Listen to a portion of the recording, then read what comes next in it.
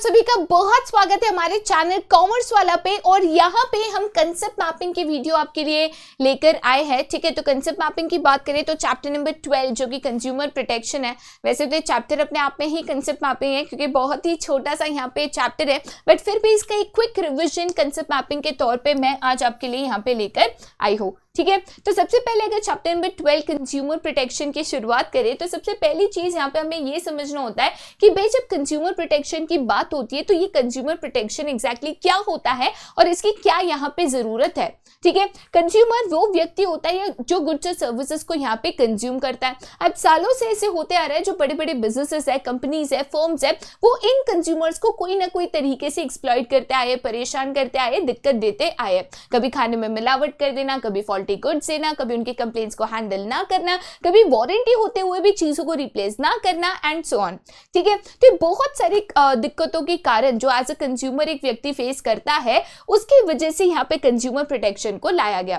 Consumer protection का काम होता है कि ऐसे कंज्यूमर्स को या उनके इंटरेस्ट को या उनके बेनिफिट्स को यहाँ पे प्रोटेक्ट करना कि एज अ कंज्यूमर अगर आपके साथ कोई भी गलत काम हो रहा है, कोई भी नाइंसाफी हो रही है, कोई भी यहाँ पे प्रॉब्लम्स या इश्यूज हो रहे हैं, तो आप कंज्यूमर प्रोटेक्शन के द्वारा उन इश्यूज से, उन प्रॉब्लम से अपने आप को यहाँ पे प्रोटेक्ट कर सकते हो। तो बेसिकली यहाँ पे कंज्यूमर प्रोटेक्शन की अगर बात करें तो कंज्यूमर प्रोटेक्शन का मेन काम होता है to protect the interest of the consumers, consumers के बेनिफिट्स या इंटरेस्ट को यहाँ पे प्रोटेक्ट करना या उनकी रक्षा करना। ठीक है, अब यहाँ पे नेक्स्ट इंपॉर्टेंट चीज है क्या कि इंपॉर्टेंस ऑफ कंज्यूमर प्रोटेक्शन क्या है।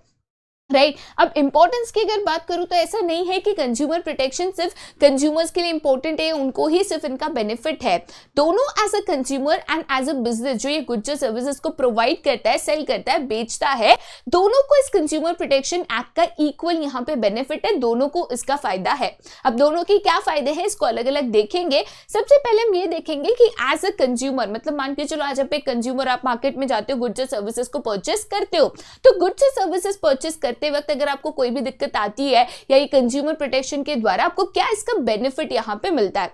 सबसे पहली इंपॉर्टेंट चीज होती है कि हमारे जो कंज्यूमर्स है देयर इग्नोरेंट, इग्नोरेंस बहुत ज्यादा है। इग्नोरेंस मतलब क्या कि आज भी बहुत ऐसे कायदे कानून है जो हमारे लिए बने गए हैं बट हमें उनके बारे में पता ही नहीं। अब जैसे एक बेसिक से एग्जांपल देती हूँ, मान के चलो आज आप कोई आइसक्रीम या कोल्ड ड्रिंक या पानी की बोतल खरीदने जाते हो। अब यहाँ पे धीरे धीरे धीरे धीरे गर्मी बढ़ते जाएगी तो ये ठंडा पानी, ठंडा कोल्ड ड्रिंक, आइसक्रीम तो ठंडी होती है, तो ये इसकी जरूरत हमें यहाँ पे ज्यादा लगेगी। अब बहुत सारे दुकानदार क्या करते हैं, कूलिंग चार्जेस ले लेते हैं। मतलब 20 रुपए की अगर कोल्ड ड्रिंक की बोतल है, बोलेंगे 22 रुपया दो, 2 रुपया काहे का पूछोगे तो बोलेंगे कूलिंग चार्जेस। बट क्या आपको पता है कि कायदे के मुताबिक ये कूलिंग चार्जेस कोई भी नहीं ले सकता, एमआरपी के ऊपर कोई भी व्यक्ति सेल नहीं कर सकता। वो कहता है 22 रुपया, आप बोलो ठीक है अंकल 22 रुपया ले लो, बस मेरे को 22 रुपए का बिल दे दो, देखो नहीं देंगे और दिया तो आप उनके ऊपर केस फाइल कर सकते हो। अब नया कायदा जो है कोर्ट में पास हुआ था कि कोई भी कंपनी यहाँ पे कैरी बैग के लिए जिसमें उसका नाम या लोगो प्रिंटेड है उसको चार्ज नहीं कर सकती, क्योंकि एक तरीके से आप आपकी इनडायरेक्ट एडवर्टीजमेंट कर रहे हो ना, तो कंज्यूमर को किस तरीके से चार्ज करोगे। बट बहुत सारे लोगों को नहीं पता, आज भी मॉल में जाता है, शॉपिंग करता है, बैग का पैसा पूछता है, देते हैं, आ जाता है। तो इसे इग्नोरेंट कंज्यूमर्स जिनको बहुत सारे जो कायदे कानून, रूल्स, रेगुलेशन जो बनाए गए हैं उनके बारे में नहीं पता, तो कंज्यूमर प्रोटेक्शन का काम होता है इन इग्नोरेंट कंज्यूमर्स को अवेयरनेस क्रिएट करना, उनको इन चीजों के बारे में बताना और उनको यहाँ पे ऐसे एक्सप्लॉइटेशन या चीट या फ्रॉड से बचाना। ठीक है, नेक्स्ट इंपॉर्टेंस यहाँ पे क्या है तो अनऑर्गेनाइज्ड कंज्यूमर्स इंडिया में बहुत सारे हैं। राइट, देखो बेटा हम सभी को पता है India is a developing country. अब डेवलपिंग कंट्री में ऐसे होता है कि अनऑर्गेनाइज्ड कंज्यूमर्स होते हैं, डिफरेंट सेक्टर्स में होते हैं, कोई गांव में है, कोई शहर में है, कोई एजुकेटेड है, कोई अनएजुकेटेड है, तो सारे कंज्यूमर्स तक की इंफॉर्मेशन पहुंचाना। ठीक है, अब रूरल एरियाज की अगर बात करें तो रूरल एरियाज में बहुत सारे जो इंडिपेंडेंट एनजीओज है, इंडिपेंडेंट बॉडीज है, वॉलंटियर्स है, यही कंज्यूमर एजुकेशन को वहां पे इवेंचुअली स्प्रेड कर रहे हैं। ठीक है, नेक्स्ट इंपॉर्टेंस यहाँ पे क्या है तो wide spread exploitation of the consumer. अब हमें लगता है अरे यार ये एक्सप्लॉयटेशन हम पढ़े लिखों के साथ थोड़ी होता है, हमारे साथ भी बहुत ज्यादा होता है। बट ऐसे होता है ना, हमें पता नहीं होता, हमें समझ में नहीं आता, और समझ में आता है तो ऐसा लगता है अरे छोटा मोटा है, कौन झिक झिक करेगा। बट आज ऐसा नहीं है, आप कंज्यूमर कंप्लेंट्स ऑनलाइन फाइल कर सकते हो, कॉल करके फाइल कर सकते हो, आज ये प्रोसेसेस बहुत फास्ट हो चुके हैं। तो कंज्यूमर एक्सप्लॉयटेशन जो वाइड स्प्रेड है, जो हर जगह पे, हर सेक्टर में, सर्विसेज में, गुड्स में, हर जगह पे हो रहा है, उसको हमें यहाँ पे रोकना है, उसको हमें यहाँ पे स्टॉप करना है। ठीक है। अब यही इंपॉर्टेंस को अगर मैं बिजनेस पॉइंट ऑफ व्यू से समझूं कि भाई बिजनेसेस को ये कंज्यूमर प्रोटेक्शन की क्या बेनिफिट्स है, क्या इंपॉर्टेंस है, क्या सिग्निफिकेंस है, तो सबसे पहले बेनिफिट, इंपॉर्टेंस या सिग्निफिकेंस की बात करूं तो भाई जो बिजनेसेस होते हैं उनको लॉन्ग टाइम में मार्केट में सर्वाइव करना होता है। अब देखो बेटा, एक कहावत है कि आप किसी को भी ना एक बार उल्लू बना सकते हो, बार बार नहीं बना सकते, राइट। तो एक बार आपने चीट कर दिया, फ्रॉड कर दिया, बाद में आप क्या करोगे? और आज के जमाने में जहाँ पे सोशल मीडिया में कोई भी बात आग की तरह फैलती है, भाई आप सर्वाइव नहीं कर पाओगे। तो अगर आप चाहते हो कि आपका बिजनेस एक गुडविल क्रिएट करे, एक रेपुटेशन क्रिएट करे, एक नाम बनाए मार्केट में, तो भाई आपको खुद ही ऐसा काम नहीं करना है कि कंज्यूमर्स को कोई भी दिक्कत हो, कोई भी उनके साथ चीट फ्रॉड आप करो, ठीक है। नेक्स्ट इंपॉर्टेंट चीज बेटा यहाँ पे क्या है, तो बिजनेसमैन जो है ना वो सोसाइटीज की रिसोर्सेज को यूज करके अपने बिजनेस को चलाते हैं, ठीक है। चाहे हम नेचुरल रिसोर्सेज की बात करो, चाहे ह्यूमन एज ए लेबर की बात करो, चाहे गुड्स रॉ मटेरियल की बात करो, टेक्निकली ये सारी सोसाइटी के रिसोर्सेज है और बिजनेसेस एज ए ट्रस्ट से इसको एक्ट करके, इसको यूज करके, गुड्स और सर्विसेज को प्रोड्यूस करके अपने बिजनेस को चला रहा है।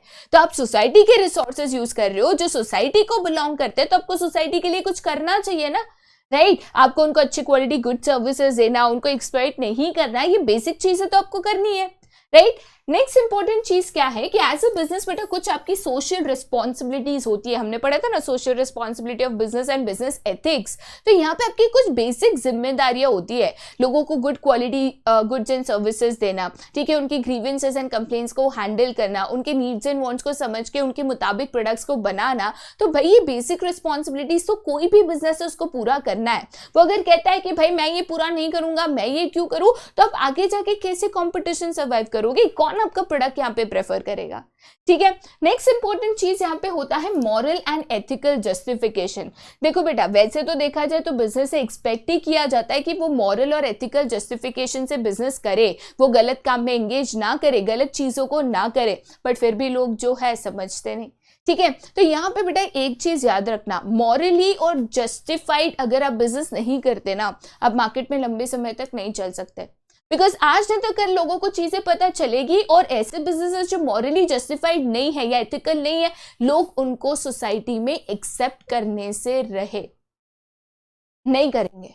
आज पता चल गया कि आप कोई चीट कर रहे हो, आप कोई खराब काम करके बिजनेस कर रहे हो, कल से आपका बिजनेस बंद होना चालू हो जाएगा, ठीक है। नेक्स्ट इंपॉर्टेंस यहाँ पे क्या है, तो यहाँ पे जो गवर्नमेंट इंटरवेंशन होता है, देखो बेटा गवर्नमेंट इंटरवेंशन मतलब क्या, एक चीज आप समझो कि इंडिया में लाखों करोड़ों बिजनेसेस है। अब यहाँ पे हर एक बिजनेसेस पे गवर्नमेंट के कुछ कायदे कानून है जो लागू होते हैं, कायदे कानून को प्रोसेसेस को फॉलो करके आपको बिजनेस को करना होता है।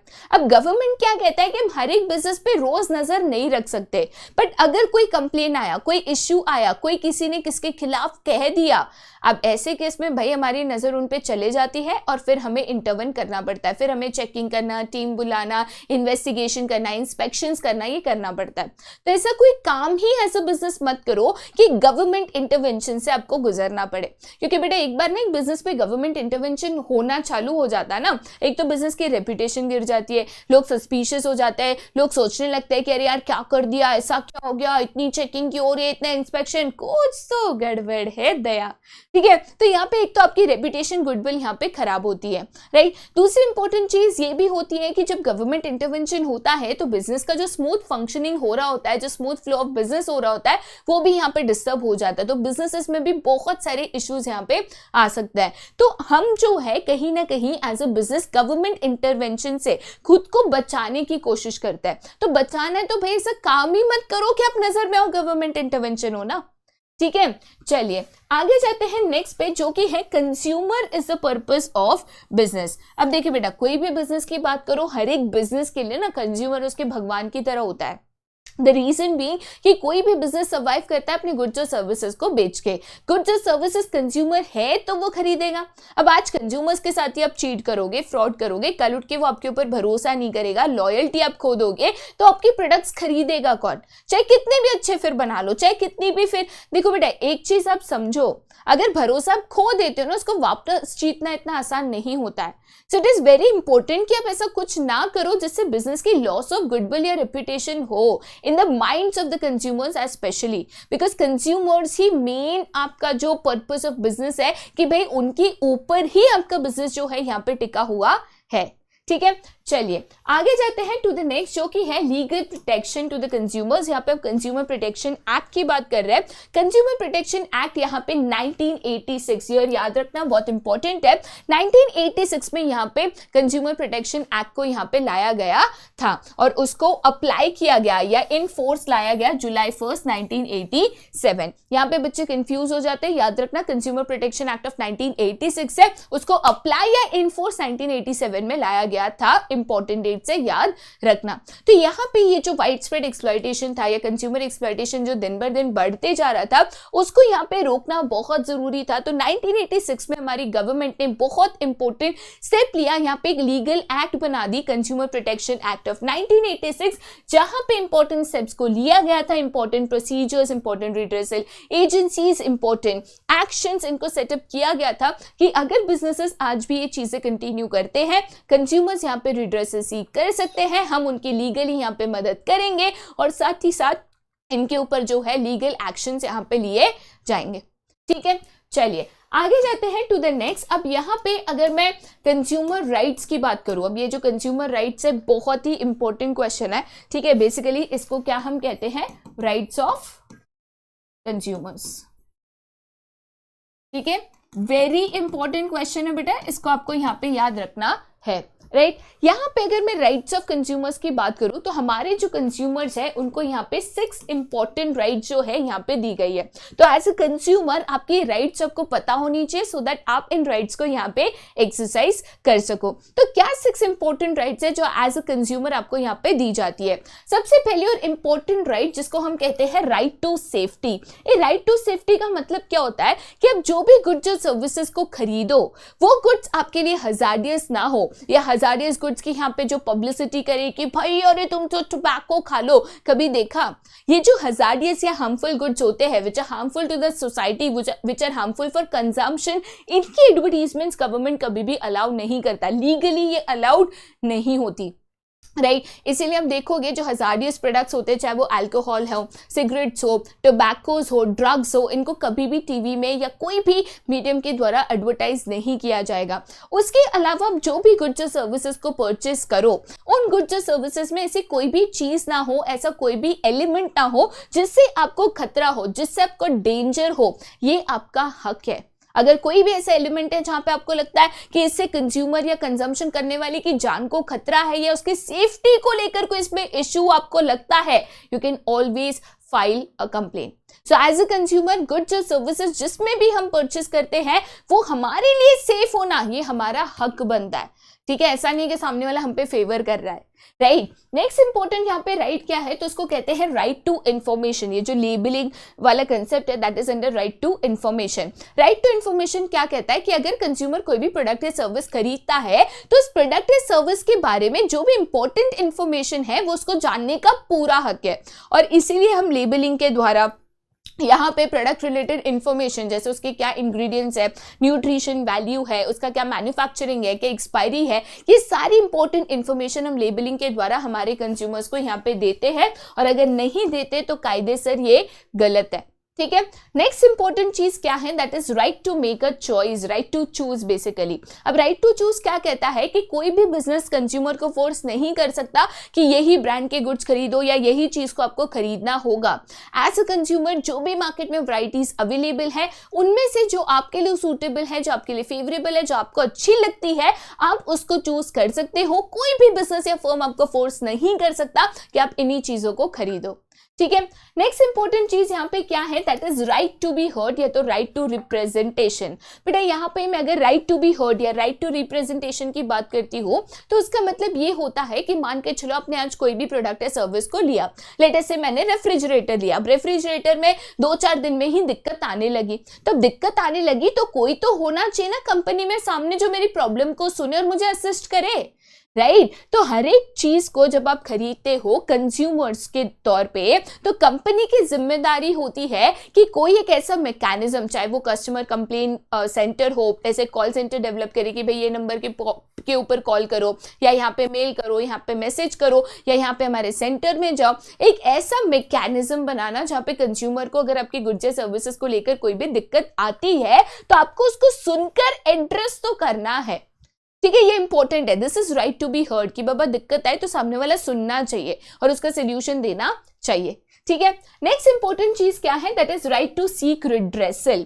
अब देखिए बहुत बार ऐसे होता है कि हमारी कंप्लेंट्स या प्रॉब्लम सुनी नहीं जाती या सामने वाली कंपनी हमें उसका सोल्यूशन नहीं दे रहा। अब ऐसे केस में एक ही ऑप्शन बचता है कि हम सामने वाले के ऊपर लीगल एक्शन ले। लीगल एक्शन कहां पे लेंगे, तो यहाँ पे कंज्यूमर प्रोटेक्शन के द्वारा हमें 3 टियर रिड्रेसल फोरम यहाँ पे दिया गया है। सबसे पहले आता है आपका डिस्ट्रिक्ट फोरम, देन आता है आपका स्टेट कमीशन, देन आता है आपका नेशनल कमीशन। तो 3 टियर रिड्रेसल फोरम हमें दिया गया है जहां पे हम लीगली भी, अगर हमारे साथ कोई भी प्रॉब्लम या कोई भी ग्रीवेंस होता है तो हम लीगली भी सामने वाले के ऊपर केस फाइल करके रिड्रेसल सीक कर सकते हैं। Right, last but not the least, that is right to consumer education. As a consumer कोई भी नई एक्ट आती है, कोई भी कंज्यूमर पॉलिसी आती है तो उसके बारे में आपको पता होना, उसके बारे में जानकारी होना, बेटा ये भी आपका हक है। इसीलिए स्कूल सिलेबस के द्वारा एनजीओज, बहुत सारे इंडिपेंडेंट वॉलंटियर्स, ये इन अवेयरनेस को डिफरेंट मीडियम्स के द्वारा, गवर्नमेंट भी बहुत सारे पब्लिकेशन, जागो ग्राहक जागो जैसे आया था, जैसे बहुत सारे न्यूज़पेपर पब्लिकेशंस, एडवर्टीजमेंट के द्वारा भी ये कंज्यूमर एजुकेशन को यहाँ पे अपनी कंट्री में स्प्रेड करने की कोशिश कर रहा है। ठीक है, चलिए अब हम आगे जाते हैं to the next question, that is responsibilities of a consumer. देखो बेटा, अनडाउटेडली कंज्यूमर प्रोटेक्शन के द्वारा आपको बहुत सारी यहाँ पे राइट्स दी गई है, रिड्रेसल फोरम दिया गया है, बट एज अ कंज्यूमर कुछ आपकी जिम्मेदारियां भी होती है जो कंज्यूमर के तौर पे आपको यहाँ पे निभानी है। जैसे सबसे पहली जिम्मेदारी होती है कि consumer must exercise his rights. अब आपको मैंने राइट टू सेफ्टी दे दिया, राइट टू इन्फॉर्मेशन दे दिया, पैकेट खरीदा, पैकेट में कुछ भी लेबलिंग किया हुआ नहीं है, 20 रुपए के बदले 22 रुपए ले लिया आपने, ना आवाज उठाई, ना बिल मांगा, ना कुछ किया, क्या फायदा कंज्यूमर प्रोटेक्शन का। इट इज वेरी इंपॉर्टेंट, जो आपको राइट्स दिए गए हैं वो राइट्स का आप इस्तेमाल करो, उससे आप ये कंज्यूमर प्रोटेक्शन के द्वारा कंज्यूमर एक्सप्लॉयटेशन को रोकने के लिए कदम उठाओ, स्टेप्स लो। ठीक है, नेक्स्ट इंपॉर्टेंट चीज बेटा यहाँ पे क्या है, that you should be very cautious consumer. Cautious consumer मतलब क्या, कि चीजों को खरीदने से पहले चीजों के बारे में नॉलेज होना, कौन सी चीज सही है, कौन सी चीज गलत है। अब फॉर एग्जाम्पल अगर आप कोई भी इलेक्ट्रॉनिक प्रोडक्ट खरीदते हो तो उसके ऊपर क्वालिटी स्टैंडर्ड मार्क है क्या। मैं अगर कोई भी गोल्ड खरीदती हूँ, गोल्ड ज्वेलरी खरीदती हूँ, क्या उसके ऊपर BIS हॉलमार्क है क्या। ठीक है, अगर कोई भी प्रोडक्ट खरीदती हूँ, क्या उसके ऊपर मैन्युफैक्चरिंग मेंशन है क्या इंग्रेडिएंट लिस्ट है क्या। तो एक कॉशियस कंज्यूमर होना जरूरी है बेटा, बहुत जरूरी है। तो प्रोडक्ट के क्वालिटी स्टैंडर्ड्स कैसे देखते हैं, कौन से प्रोडक्ट पे कौन सा मार्क होना चाहिए, जो उसके क्वालिटी स्टैंडर्ड्स को बताता है, उन्हीं प्रोडक्ट्स को मांगना दुकानदार से बहुत इंपॉर्टेंट है। ठीक है, नेक्स्ट इंपॉर्टेंट आपका रिस्पॉन्सिबिलिटी क्या है, तो filing complaints for the redressal of genuine grievances. अब देखिए बेटा, आपको लगता है कि आपके साथ कोई ग्रीवेंस हुआ, कोई प्रॉब्लम हुआ, आपने कंपनी में कंप्लेन किया, आपकी नहीं सुनी गई, आपकी नहीं सुन रहे बार बार भी, तो आपको रिड्रेसल फोरम में कंप्लेन फाइल करना है। अब बहुत लोग बोलते हैं अरे यार 5-10 हजार के लिए कौन ये मच में पड़ेगा। देखो सामने वाले को मौका मिलता है कि सब यही सोचेंगे तो सबके साथ ये 5-10 करते रहो, करोड़ों रुपए कमा लो।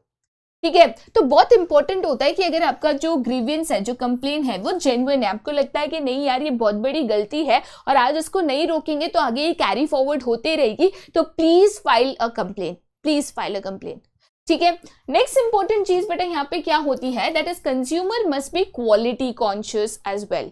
ठीक है, तो क्वालिटी ऑफ द प्रोडक्ट्स आप कैसे जज करोगे, क्वालिटी ऑफ द प्रोडक्ट्स को आप कैसे मेजर कर सकते हो, इनके बारे में नॉलेज होना। जो डिफरेंट स्टैंडर्ड मार्क्स है, जैसे एगमार्क है, ISO है, ठीक है, उसके अलावा FSSAI है, FDI है, तो ये सारे जो मार्क्स है किन चीजों के लिए है, क्या जताते हैं, इनके बारे में नॉलेज होना और उनको समझना बहुत जरूरी है। ठीक है, नेक्स्ट इंपॉर्टेंट क्या है, do not be carried away by advertisements. देखिए बेटा, एक हमारी आदत होती है, हम जो देखते हैं ना उसको सच मान के हम उसके ऊपर भरोसा करके चीजों को ले लेते हैं। Do not be carried away. ठीक है, आपको लगता है कि चलो एडवर्टीजमेंट देखी, प्रोडक्ट अच्छा लगा तो खरीद मत लो, और इन्फॉर्मेशन कलेक्ट करो, उसको समझो, उसकी इंग्रेडिएंट लिस्ट को पढ़ो बेटा। मैं देखती हूँ, मतलब लिटरली किसी को पड़ी नहीं होती कि प्रोडक्ट में क्या इंग्रेडिएंट लिस्ट है, कब मैन्युफैक्चर किया है, कुछ नहीं। प्लीज रीड करो, प्लीज करो, इंग्रेडिएंट रीड्स को, चीजों को पढ़ो। इंग्रेडिएंट्स में अगर कोई एक चीज नहीं समझ में आता है तो उसकी इंफॉर्मेशन कलेक्ट करो, सर्च करो। ठीक है, ट्राई टू अंडरस्टैंड कि ये इंग्रेडिएंट लिस्ट क्या आपके लिए सेफ है, क्या नहीं है, क्या सही है, क्या गलत है। ठीक है। नेक्स्ट क्या है, that is insist on cash memo always. देखो बेटा, अगर आपको कभी भी कंप्लेन फाइल करनी है ना, तो आपके पास प्रूफ ऑफ परचेस होना चाहिए। तो इसके लिए हमेशा यहाँ पे बिल मांगो, और कच्चा बिल नहीं कि कागज पे कुछ भी लिख के दे दिया, उस बिजनेस के लेटर हेड पे मांगो, जो वाउचर बुक है उसके ऊपर बिल मांगो, क्योंकि बिल अगर आपके पास है तभी आपके पास प्रूफ ऑफ परचेस होगा, और तभी यहाँ पे आप लीगली सामने वाले पे कंप्लेन फाइल कर सकोगे। ठीक है। अब अगर लीगली कंप्लेन फाइल की बात आती ही है, तो हमारा जो नेक्स्ट टॉपिक है वही यहाँ पे 3-tier रिड्रेसल फोरम है, जो redressal agencies consumer protection act of 1986 के द्वारा यहाँ पे सेटअप की गई थी, उसको अमेंड किया गया है 2019 में। तो यहाँ पे जो मैं आपको रिड्रेसल एजेंसी बता रही हूँ वो अमेंडमेंट 2019 एक्ट के मुताबिक बता रही हूँ। ठीक है। तो हमारे कंज्यूमर प्रोटेक्शन एक्ट में 3-tier रिड्रेसल एजेंसी बनाया गया। 3 tier मतलब 3 लेवल पे। सबसे छोटा लेवल है आपका डिस्ट्रिक्ट फोरम, उससे बड़ा है स्टेट कमीशन, उससे बड़ा है नेशनल कमीशन, और सबसे टॉप में हमेशा आपका जो एपेक्स कोर्ट है, सुप्रीम कोर्ट, वो आता है। राइट। यहाँ पे मैं अगर डिस्ट्रिक्ट फोरम की बात करती हूँ तो डिस्ट्रिक्ट फोरम में टोटल 3 मेंबर्स यहाँ पे अपॉइंट किए जाते हैं, एक president, 2 other members. 2 other members में से 1 विमेन यहाँ पे होना कंपलसरी है। मैं आपको वापस बता देती हूँ, अगर मैं यहाँ पे डिस्ट्रिक्ट फोरम की बात करूँ तो यहाँ पे 3 मेंबर का पैनल होता है, एक प्रेसिडेंट एंड 2 अदर मेंबर्स। 2 में से 1 विमेन होना यहाँ पे कंपलसरी है। डिस्ट्रिक्ट फोरम का प्रेसिडेंट कौन बन सकता है? कोई भी रिटायर्ड या वर्किंग जज ऑफ डिस्ट्रिक्ट कोर्ट, जिसको आपकी जो स्टेट गवर्नमेंट है वो यहाँ पे अपॉइंट करती है। ठीक है। अगर आपकी गुड्स या सर्विसेज का amount anything less than 1 crore है, ठीक है, 10 लाख, 25 लाख, 50 लाख, 1 करोड़ से कम का अगर अमाउंट है, तो आपका केस सबसे पहले डिस्ट्रिक्ट फोरम में यहाँ पे फाइल होता है। डिस्ट्रिक्ट फोरम में केस की सुनवाई होती है। अगर प्रोडक्ट को लैब टेस्टिंग के लिए भेजना चाहिए तो टेस्टिंग के लिए भेजा जाता है, उसके रिजल्ट्स की बेसिस पे यहाँ पे जजमेंट को सुनाया जाता है। ठीक है। अगर आपको लगता है कि डिस्ट्रिक्ट फोरम ने जो जजमेंट सुनाया है या जो उन्होंने यहाँ पे सॉल्यूशन दिया है, मैं उससे सहमत नहीं हूं, मैं उससे सैटिस्फाइड नहीं हूं, तो 45 डेज के अंदर, 45 डेज मतलब क्या कि आज अगर सुनवाई हुई, आज अगर जजमेंट सुनाया गया, तो आज से 45 डेज के अंदर आप हायर कोर्ट मतलब स्टेट कमीशन में उसकी अपील कर सकते हो, मतलब अपना केस स्टेट कमीशन तक ले जा सकते हो। ठीक है। तो डिस्ट्रिक्ट कमीशन के ऊपर कौन सा आता है? तो आता है आपका स्टेट कमीशन। अब यहाँ पे भी 3 मेंबर फोरम है, ठीक है, जहां पे एक प्रेसिडेंट एंड 2 अदर मेंबर्स है, जिसमें से एक विमेन होना कंपलसरी है। प्रेसिडेंट कौन बन सकता है? तो कोई भी रिटायर्ड या वर्किंग जज ऑफ हाई कोर्ट, ठीक है, जिसको अगेन यहाँ पे कौन अपॉइंट करता है? आपकी स्टेट गवर्नमेंट जो है यहाँ पे अपॉइंट करती है। तो मान के चलो आपकी कोई भी गुड्स या सर्विसेज है जिसकी कीमत 1 करोड़ से ज्यादा है, अप टू 1 करोड़ तो डिस्ट्रिक्ट फोरम में जाएगा, 1 करोड़ से ज्यादा है अप टू 10 करोड़, तो उसका केस किधर जाएगा? डायरेक्ट यहाँ पे स्टेट कमीशन में। राइट। प्रोसेस सेम है, टेस्टिंग के लिए भेजना है तो भेजेंगे, सुनवाई होगी, डिसीजन सुनाया जाएगा, डिसीजन से सहमत नहीं हो तो वापस 45 डेज के अंदर कहां आप अपील कर सकते हो? नेशनल कमीशन में। ठीक है। अब नेशनल कमीशन की अगर बात करें तो यहाँ पे नेशनल कमीशन में, ठीक है, नेशनल कमीशन में टोटल कितने मेंबर्स होते हैं? तो there is 1 president and 4 other members। ठीक है। अगर मैं यहाँ पे 1 president and 4 other members कहूँ तो बेसिकली यहाँ पे 5 member पैनल बन जाता है। Out of 4 members again 1 shall be women। ठीक है। यहाँ पे अगर नेशनल कमीशन की बात करें, नेशनल कमीशन का प्रेसिडेंट कौन बन सकता है? तो एनी पर्सन जो यहाँ पे रिटायर्ड या तो वर्किंग जज ऑफ सुप्रीम कोर्ट है, और इनको अपॉइंट आपकी स्टेट नहीं बट आपकी सेंट्रल गवर्नमेंट, ये जो नेशनल कमीशन है उसके जो प्रेसिडेंट है उसको यहाँ पे अपॉइंट करती है।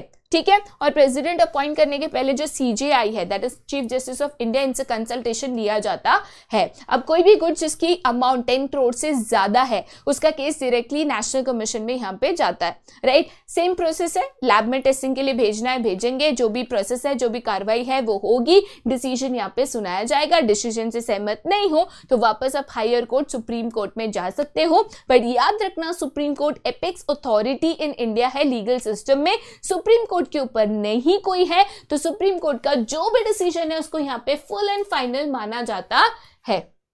ठीक है। चलिए अब हम यहाँ पे आगे जाते हैं टू द नेक्स्ट क्वेश्चन, जो कि है role of consumer organisations and NGO in consumer protection. ठीक है, तो कंज्यूमर प्रोटेक्शन में ये जो कंज्यूमर ऑर्गेनाइजेशंस है या एनजीओज है, ये क्या काम करते हैं, क्या रोल यहाँ पे प्ले करते हैं। आज के तारीख में अगर इंडिया की बात करें तो इंडिया में करीबन 500 कंज्यूमर ऑर्गेनाइजेशंस है जो यहाँ पे कंज्यूमर प्रोटेक्शन के लिए काम कर रहे हैं। कुछ पॉपुलर ऑर्गेनाइजेशंस के नाम गिवन है आपको, जैसे कंज्यूमर गाइडेंस सोसाइटी है मुंबई में, सिटीजन एक्शन ग्रुप है मुंबई में, consumer education and research centre है अहमदाबाद में, कॉमन कॉज है न्यू दिल्ली में, एक्सेट्रा। ठीक है, तो 500 है, कुछ वेरी इंपॉर्टेंट यहाँ पे आपको गिवन है। बेसिकली ये कंज्यूमर ऑर्गेनाइजेशंस करते क्या है, सबसे पहले जो जनरल पब्लिक है, जो विलेजर्स है, उनमें अवेयरनेस क्रिएट करना। जैसे मैं आपको ऑलरेडी बता चुकी हूँ कि इंडिया में बहुत सारे कंज्यूमर्स अनऑर्गेनाइज और इग्नोरेंट है, उनको खुद ही को कायदों के बारे में, राइट्स के बारे में नहीं पता, तो कहां से तो केस फाइल करेंगे, कहां से ये चीजें करेंगे, तो उनको ये एजुकेशन देना। ठीक है, ये awareness for different training programmes, seminars, workshops, इनके द्वारा ये अवेयरनेस को यहाँ पे क्रिएट कर रहे हैं among different groups of the society. ठीक है, उसके अलावा publishing periodicals and other publications to impart knowledge about consumer problems, release available, etcetera. Basically newspapers है, मैगजीन्स है, बैनर्स है, ब्रोशर्स है, अलग अलग मीडियम ऑफ कम्युनिकेशंस को यूज करके लोगों तक अपनी इंफॉर्मेशन पहुंचाना कि एज ए कंज्यूमर आपको क्या दिक्कतें आ सकती है, किन चीजों से आपको सावधान रहना है, अगर ये तरीके के आपके साथ चीट्स हो रहे हैं, फ्रॉड्स हो रहे हैं, तो उसके लिए क्या कायदे हैं और कौन से एक्ट के द्वारा, कौन से कायदों के द्वारा कहां पे आप इसके रिलीफ मेजर्स के लिए अप्लाई कर सकते हो। राइट, नेक्स्ट इंपॉर्टेंट चीज यहाँ पे क्या है, तो carrying out comparative testing of consumer products in aggregated laboratories. मतलब उनको ही लगता है एज अ कंज्यूमर ऑर्गेनाइजेशन, उनको अगर कोई प्रोडक्ट है जिसके ऊपर उनको शंका है कि ये प्रोडक्ट में कुछ तो गलत है, मिलावट है या कुछ गलत चीजों का इस्तेमाल हो रहा है, तो वो इन प्रोडक्ट्स की खुद एग्रीगेटेड जो लेबोरेटरीज होती है, मतलब जो ऑथोराइज लेबोरेटरीज होती है फॉर टेस्टिंग सच प्रोडक्ट्स, उनकी यहाँ पे उनकी टेस्टिंग यहाँ पे कराती है। ठीक है, सो दैट जो कंपीटिंग ब्रांड्स है उनकी टेस्टिंग करा के उनके जो क्वालिटी रिजल्ट्स है या बेनिफिट्स है उसको यहाँ पे पब्लिश कर सके। अगर कहीं मिलावट मिले तो भी पब्लिश करे, अगर कुछ बहुत अच्छा है तो भी उसको पब्लिश करे। ठीक है, उसके अलावा encouraging consumers to strongly protest and take action. मतलब कंज्यूमर्स को एक तरीके से एनकरेज करना कि अगर कुछ गलत हो रहा है, आपके साथ कुछ एक्सप्लॉयटेशन हो रहा है, कोई चीट हो रहा है, कोई फ्रॉड हो रहा है, तो उसके अगेंस्ट खड़ा रहना, ना कि भाई चल हो रहा है तो हो रहा है, देखा जाएगा। ठीक है, ये एटीट्यूड ना रखना, लोगों को समझाना ये क्यों जरूरी है, लोगों को इंकरेज करना कि बाबा गलत होता है तो आप एक्शन लीजिए, आप उसके अगेंस्ट बोलिए, आप खड़े रहिए, और वो उनको सपोर्ट करते हैं। उसके अलावा providing legal assistance to consumer by way of providing aid, legal advice, etcetera in seeking legal remedy. अब बहुत बार ऐसे होता है कि मुझे लीगल रेमेडी चाहिए, मुझे लीगल एक्शन लेना है, मुझे आवाज उठानी है, बट कैसे करूं नहीं पता, तो उनको ये समझाना, उनको रास्ता दिखाना, अगर उनको लीगल एडवाइस चाहिए, लीगल हेल्प चाहिए तो वो प्रोवाइड करना, सो दैट वो यहाँ पे कंप्लेंट्स को रजिस्टर कर सके और इन एक्सप्लॉयटेशन के खिलाफ आवाज उठा सके। राइट, नेक्स्ट चीज क्या है, तो filing complaints in consumer courts on behalf of the consumers. अभी कोई कंज्यूमर है जो उतना एजुकेटेड नहीं है या उसकी कैपेसिटी नहीं है कि वो खुद कंप्लेंट फाइल कर सके, राइट, तो ऐसे केस में ये जो ऑर्गेनाइजेशंस है वो उनकी मदद करते हैं, जहां पे कंज्यूमर कोर्ट्स में वो उनके बिहाफ पे कंप्लेंट्स को फाइल करते हैं। ठीक है, उसके अलावा taking an initiative in filing cases in consumer courts in interest of the villagers, general public, if not individual. मतलब मान के चलो कोई exploitation at a large level हो रहा है, ठीक है, जहाँ पे ग्रुप ऑफ पीपल या एक पूरा विलेज है जिसको कोई कंपनी है या कोई प्रोडक्ट है या ब्रांड है वो यहाँ पे एक्सप्लॉइट कर रहा है, तो ऐसे केस में पूरे गांव के तरफ से या ग्रुप ऑफ पीपल के तौर पे, मतलब एक व्यक्ति को दिक्कत नहीं हुई है, ग्रुप ऑफ पीपल को ही है, तो उनके बदले यहाँ पे कंप्लेंट्स को रजिस्टर करना इन द कंज्यूमर कोर्ट। ठीक है, उसके अलावा गवर्नमेंट की मदद करना to solve cases of consumer exploitation. मतलब कहीं पे अगर गवर्नमेंट को समझ में नहीं आ रहा है कि एग्जैक्टली क्या हो रहा है, तो उनके साथ मिलकर इन एक्सप्लॉयटेशन को समझना, एक कौन कर रहा है, कैसे कर रहा है, इनको समझ के गवर्नमेंट के साथ उनके सपोर्ट बन के इन केसेस को यहाँ पे सॉल्व करना। ठीक है, लोगों को साथ ही साथ मोटिवेट करना कि लोग जो है अवेयरनेस क्रिएट करें, लोग समझे कि प्रोडक्ट्स को खरीदते वक्त किस तरीके से उसके क्वालिटी को मेजर किया जाता है, कौन से जो क्वालिटी स्टैंडर्ड मार्क्स है जैसे एग मार्क है, FDI है या FSSAI है, हॉल मार्क है, ISI मार्क है, इन चीज़ों को यहाँ पे समझे। ठीक है। तो बेसिकली यहाँ पे ये कंज्यूमर ऑर्गेनाइजेशन से एनजीओस की बात करें तो इनका मेन रोल यहाँ पे एक ही होता है कि लोगों को बेसिकली अवेयरनेस क्रिएट करना, समझाना, कंज्यूमर एजुकेशन स्प्रेड करना, और साथ ही साथ अगर कोई भी एक्सप्लॉयटेशन ऑफ कंज्यूमर हो रहा है तो हर तरीके से उसके खिलाफ खड़े रहकर लोगों को उनके बदले यहाँ पे प्रोटेक्ट करना। ठीक है। तो यहाँ पे जो हमारा चैप्टर नंबर 12 है उसका कंसेप्ट मैपिंग बिल्कुल खत्म होता है। दोबारा जरूर मिलेंगे, 2 कंसेप्ट मैपिंग हमारा पूरा कंप्लीट हो चुका है। उम्मीद रखती हूँ कि भाई आपका रिवीजन भी बहुत बढ़िया चल रहा है, बट आगे हमें और मिलना है, पीवाईक्यूज करने हैं, सैंपल पेपर्स करने हैं और प्रैक्टिसेस करनी है, मैराथन करना है। ठीक है। तो यहाँ पे दोबारा जरूर मिलेंगे, बट अभी के लिए यहीं पे bye bye and have a nice day.